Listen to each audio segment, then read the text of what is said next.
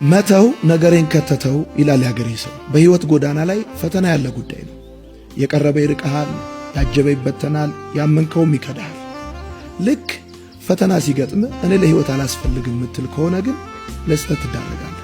ልብህን የሚያቆስል ነገር ሲገጥም የቆሰልክበት ሁኔታ ላይ ምትቆይ ከሆነ ካቆሰሉ ሰዎች በላይ የህይወትን እርምጃ የምታደናቅፈው አንተ ነህ። መርዙ ተመራዡን ሊመርዝ ሲያምረው ተመራዡ መርዙን ረስቶ መረዘው እንደሚባል አንተም ጉዳትን ረስተ ጉዳው፣ ስብራትን ረስተ ስበረው እንጂ ጉዳትን እያስታመምክ የጎዱ ሰዎች ዳግመኛ እንዲጎዱ እድል አትስጣቸው። የቀበሩን ሰዎች መውጫ፣ የጣሉን ሰዎች መነሻ ለማድረግ የምትጣጣር ከሆነ መቼም ህይወትህን ከስብራት ልታድነው አትችልም። ልታጣ የማትፈልገውን ነገር ስታጣ ማሰብ ያለብህ ህይወት እንደዚህ አይነት አጋጣሚ እንዳላትና አምላክ ደግሞ የበለጠ ትሩፋት ያለው ነገር እያዘጋጀልህ እንደሆነ ነው እንጂ ማሰብ ያለብህ ያቆሰሉህና የቆሰልክበት አካባቢ በመቆየት ለተጨማሪ ጉዳት ራስን ማጋለጥ የለብህ። ካልተውናቸው የማይተውን ብዙ ነገሮች አሉ። እነርሱ የማያስተኛ ነገር ተናግረው እቤት ገብተው ተኝተዋል።